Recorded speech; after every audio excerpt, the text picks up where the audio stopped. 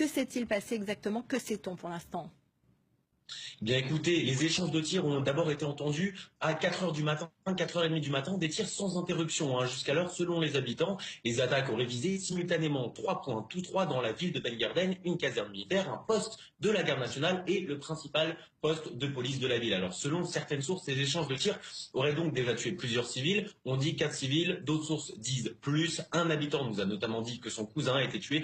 Officiellement, on annonce pour le moment 5 agents de sécurité tués. De l'autre côté, 13 assaillants abattus, mais ce bilan n'est que temporaire. Le ministère de l'Intérieur a très rapidement appelé les habitants de la zone à rester chez eux.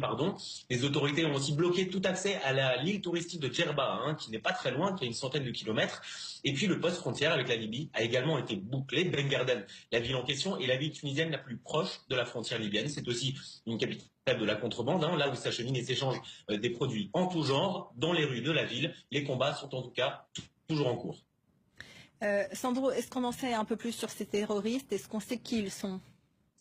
Eh bien, ce n'est pas encore clair, pas de revendication ni d'identification. On ne peut donc pour le moment que supposer. Pas plus tard que mercredi dernier, 5 présumés terroristes, dont 4 Tunisiens identifiés, ont été abattus par les forces armées dans la même zone. Au terme d'un échange de tirs nourris, un civil avait été tué par balle, une balle perdue. Le Premier ministre tunisien Habib Bessid avait par la suite annoncé que le groupe avait prévu de commettre des attentats terroristes en Tunisie. Et puis certaines sources avaient insinué par ailleurs que le groupe de la semaine dernière comptait en fait plus d'hommes qui eux auraient disparu dans la nature, mais rien n'avait été confirmé. C'est donc la deuxième attaque autour de la frontière tuniso-libyenne depuis le raid aérien américain mené contre le groupe État islamique à Sabrata, souvenez-vous, en Libye, le 19 février. Après le raid, une info était venue de Libye. Un prisonnier membre de l'État islamique aurait révélé que le groupe planifiait de prendre la ville de Ben Garden, justement. Mais attention, cette info non plus n'a jamais été confirmée par d'autres sources. Alors ça fait pas mal de temps que la Tunisie voit en cette frontière-là sa principale faille sécuritaire contre l'essor du groupe État islamique en Libye.